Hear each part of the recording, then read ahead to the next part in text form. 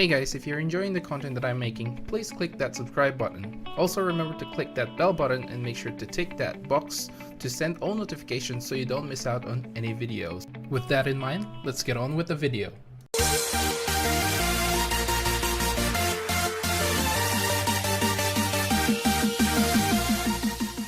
What's up guys, welcome to Munchkins Gaming, where we take your gaming to the next level. This is Munchkins logging in to bring you another Dissidia Final Fantasy Opera Omnia video. In this video we're going to be talking about the Thieves of the Sky Part 10 hard mode fight, as you guys can see here.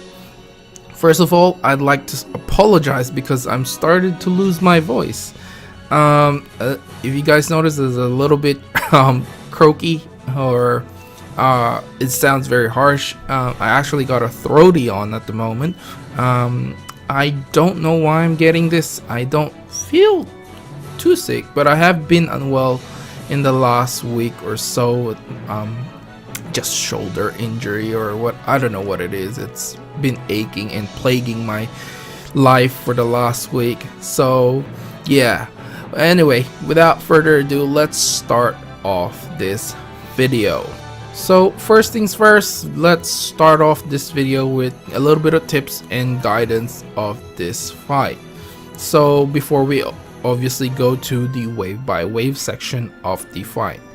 So as this is a 5-wave marathon, and it's probably the hardest one out of the 3, at least from my opinion anyway.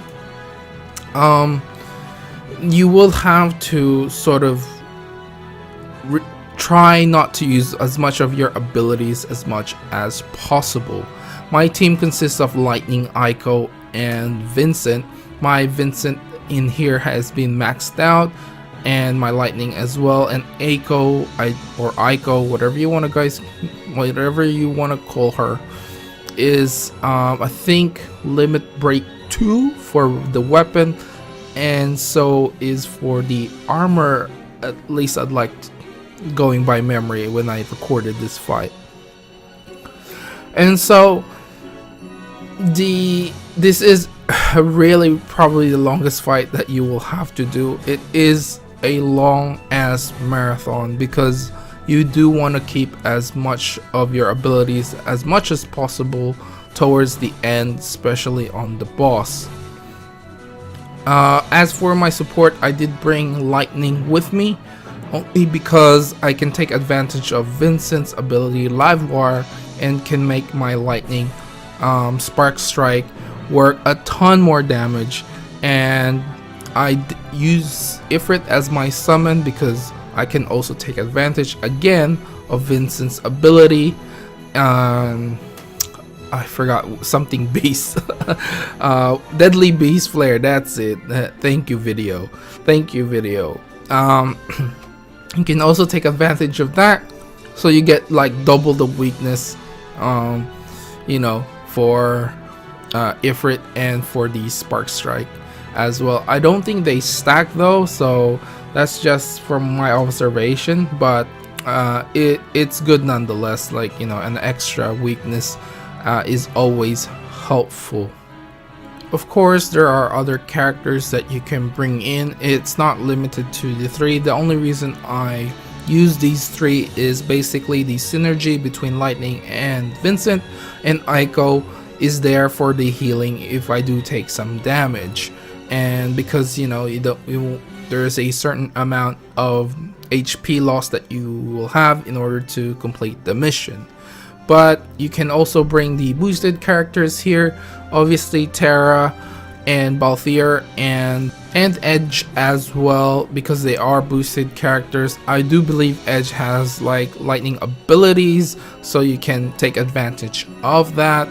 And you can also bring Cryle actually, because she uses thunder based ability as well. But other than that, from the top of my head, I don't think there's anyone else that uses lightning or thunder abilities apart from the people that, or the characters that I have mentioned.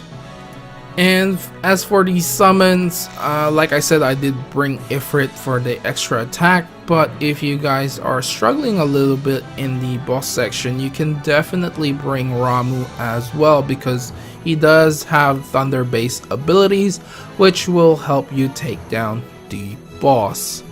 But other than that, I think that's it for the general tips and guides, and let's actually go into the fight wave by wave. Alright, so let's start with the first wave, where we fight 2 mage goblin and a fire bomb. This is pretty easy. I just want to point out that if you are rocking with an Eiko or Aiko, you can use smite, like I have used it here, in order for you to take them down pretty quickly. But you do have to keep in mind that they have about 7,000 HP. So if you don't have a character that has that much of brave, then it's probably not worth doing it. It's probably worth just getting HP attacked and then heal yourself up eventually. But you know, as long as you avoid the break, that's all that matters, because you want to be hit by an HP attack, but you don't want to get hit by a ton of HP attack. Now, second wave is 3 miniature Magitech armors. These guys are weak against thunder. So if you are rocking with a Cryle or Lightning, you can definitely use it. Your Spark Strike or your Thunder here. You can even use Live Wire Shot, honestly. But I do want to keep in mind that you do want to reserve most of your abilities for the boss fight, because it is a marathon there. So let's go ahead and skip this one, because they're pretty easy. They actually get short circuit if you break them. So let's go on to the third one. Alright, so for the third wave, we have the Vanguard Magitech armor. This one is again weak to thunder based abilities, and you can short circuit it if you do break it down. So using Spark Strike and Live Wire here for me, because I tried to not to use them as much as possible. You only get like 4 Live Wire shots, so be careful with where you used it. So I mean, if you can get away with it, you don't, you know, use your Live Wire shot against the bosses instead of this Vanguard Magitech armor. Again, this is just like the normal Magitech armor. Just take it down nice and slowly, and let's get on with the next wave. Alright, for the fourth wave, we do have 2 skeletons. Easy peasy lemon squeezy. You know, if you break them, they fall apart. Easy as that. Just be careful though. They do use brace, and you can't really one-hit them unless you plan on using one of your abilities. But yeah, I mean, skeletons, guys. You guys should know. It's up to you whether you use abilities or not, and just take a look at your turn rates and you'll be fine. Alright, so we're finally in the last phase, and I'm actually gonna fast forward this part because this video was like 18 minutes long, and this fight was a long one. A very long fight. So I'm gonna do a little bit of fast forward in the video, so sorry for you guys who want to do it like in real, you know, in just the normal time. So I mean, let's get on with the actual fight. So in here you have to fight the 2 booster machines, which are both level 70. Now, we've covered the booster machine in the past, so nothing's really changed from their moveset and abilities and their weakness.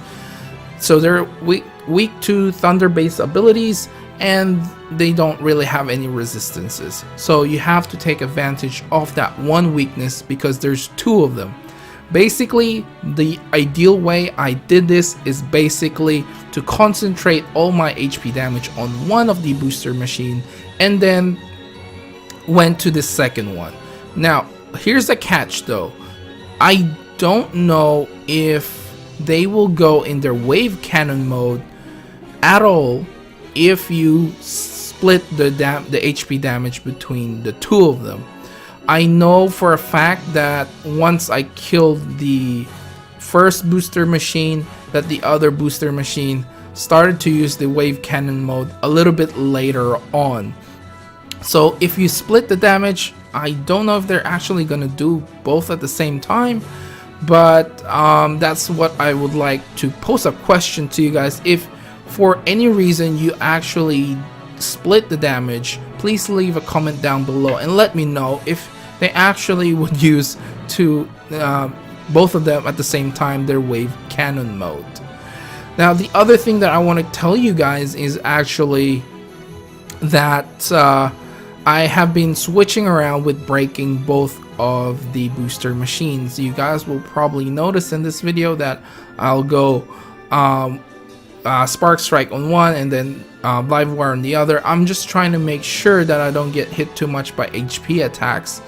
Even though I have Ico or Aiko in my party and the HP regen is nice, there is still a chance that they will, you know, recover their brave and then hit you with a strong concentrated laser. And my lightning only has about 4k HP, and she nearly died in this fight, so I was pretty lucky that she didn't end up dying.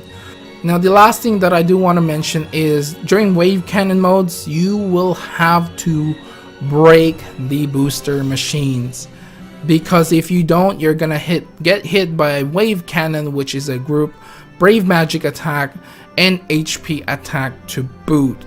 The center character will get hit by a lot more, but it is a ton of HP, and if you get hit by that and you don't recover enough HP, you will probably fail the mission. So, well, one of the mission anyway. And that's what happened to me. I had to wait till I recovered some of my HP before actually killing the booster machine on my first try. So just keep that in mind. And I think that's it for this video, guys. Remember to click like, subscribe, and share this video if you find it helpful at all. As always, I'd like to hear from you guys what you think of this fight. Do you believe that this is the hardest one out of the three, like I do? And obviously I still want to hear if anyone's actually tried the if anyone's actually experienced a double wave cannon mode on both booster machines. And I'd like to thank you guys for watching. Also follow me on Twitter and on Facebook. This is Munchkins logging off, and I'll see you guys in the next level.